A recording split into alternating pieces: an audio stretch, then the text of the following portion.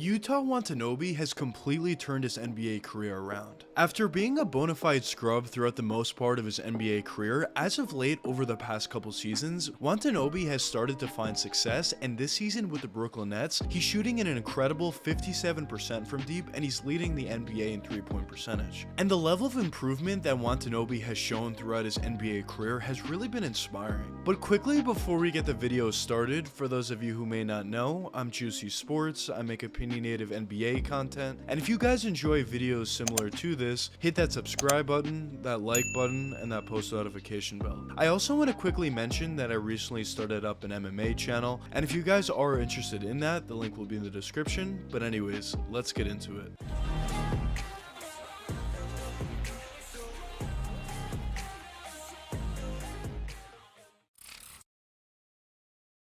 Watanabe came into the NBA as an undrafted player during the 2018 season, and he eventually signed with the Memphis Grizzlies. And with the Memphis Grizzlies, Watanabe did most of his work in the G League. As in his first two seasons, he only played 15 and 18 games respectively for the Memphis Grizzlies. And in the limited time that he did get in the NBA for the Grizzlies, he didn't show all that much promise whatsoever. He was a guy who had somewhat of a decent jump shot, but he wasn't consistent enough to stay at the NBA level, but he also didn't do all that much besides that. He didn't necessarily have the best ability to create for himself, he didn't have an ability to create for others, he wasn't all that good in the defensive end of the court, and overall he just didn't provide all that much to keep him at the NBA level, at least with the Memphis Grizzlies. But during the 2020 season, the Toronto Raptors saw something in Watanabe and decided to give him a chance. And in his first season with the Raptors, Watanabe started to show a lot more promise. He got a much bigger opportunity with the Raptors, playing 50 games that season, and on the year he averaged 4.4 points per game on 44% shooting from the field, 3.2 rebounds on 0.8 assists. Now of course those numbers don't sound good whatsoever, but when you actually watch Watanabe out there in the court, you can tell there was at the very least something to his game. He had a really nice ability to spread the floor, as he did shoot 40% from deep that year, which of course is very good. He also had somewhat of an ability to create for himself and drive all the way to the basket, and even create for others at times as well, although it wasn't necessarily something that he utilized all that much. And on the defensive side of the court, he looked like he knew what he was doing. He didn't look completely lost. But overall, the ability that really kept him with the Raptors and the ability that really kept him getting playing time throughout the season with Toronto was that three-point shooting ability. I mentioned this in some of my videos, but having a consistent three-point jump shot shooter, even if that's all they can do, is extremely important. Literally every team in the NBA needs three-point shooting at all times, and whenever you can go out there and find a player that has that ability, that's always going to be an attractive asset for any team. And even if for whatever reason one specific team doesn't necessarily want that player or doesn't necessarily need shooting at that position at that moment, there's always going to be another team out there that's looking for that. So that's the reason why, in my opinion, Watanabe got an opportunity with the Toronto Raptors in the first place. He showed a decent ability to shoot that three ball, even though he wasn't even proving he was all that consistent with that jump shot. But after his first season with the Toronto Raptors, the Raptors decided to bring him back for his second year. And in his second season, his numbers were relatively similar, averaging 4.4 points per game on 40% shooting from the field, 2.4 rebounds on 0.6 assists. Now of course his numbers did go down slightly, but once again he was showing nice things. He was showing a nice ability to spread the floor. He was even creating for himself a little bit more this season, although his numbers wouldn't suggest that. But overall he was just looking like more and more of an NBA player as the days went by. But as the Raptors got a little bit more depth on their roster and got players that would be better than Watanabe that played his position, Watanabe started to play less games. And also of course injuries had to do with it, as that season he only played 38 games.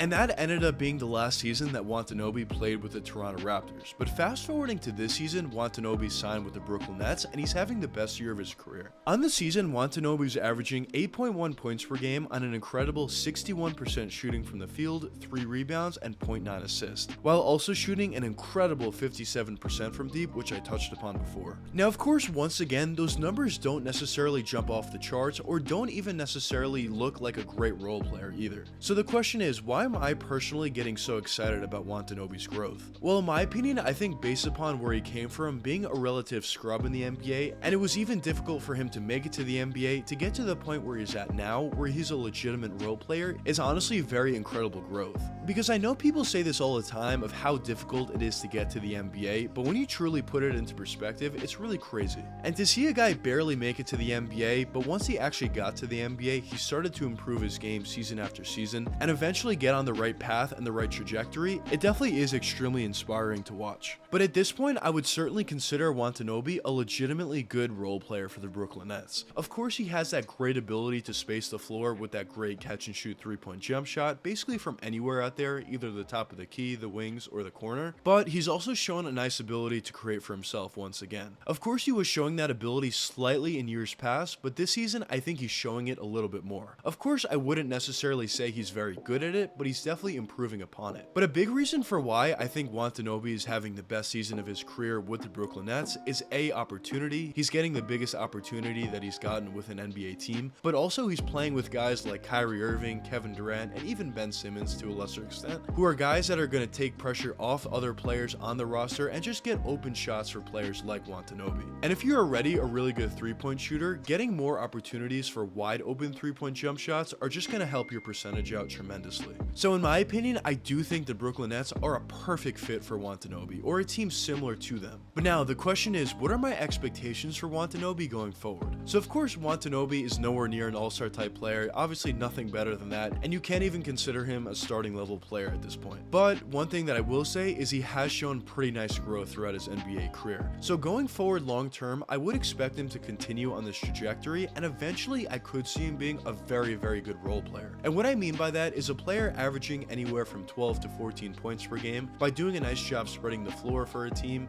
but also having a decent ability to create for himself and even create for others as well at times. If Watanabe is able to get to that level, I think that would be an incredible accomplishment for him and something that I would be very excited about. Because at this point, I feel like we know what kind of player Watanabe is going to be throughout his NBA career. The key for him at this point is just to find those strengths and continue to improve them as his career progresses. And a player like that would have a ton of years under his belt in the NBA because teams are always going to need those kind of players. So at this point, I don't see Watanabe as a player that's in danger of getting cut from the Nets and just being cut from the NBA in general in the next year or two. I definitely see him as a player that's going to be in the league for a while. And of course, the main reason is due to that shooting ability. But of course, it's very easy for me or any other YouTuber to say that if Watanabe just improves his game season after season, he'll be a really good player and he'll be in the NBA for a long time. But Watanabe is going to need to put in that hard work by himself season after season in order to actually improve his game, because there's a ton of players that don't necessarily put in that hard work and they don't necessarily improve. They just stay stagnant and eventually the NBA defenses figure them out and they just aren't able to have success. And the same thing can easily happen to Watanabe if he doesn't continuously improve his game season after season. But in my opinion, I see Watanabe as a very hard worker and I do see him improving his game year after year. But I guess only time will tell what does end up happening with Watanabe. But anyways, let me know what you guys think in the comments. Do you think Watanabe is going to be a really good player going forward in the future, like a really good role player, or do you not think so?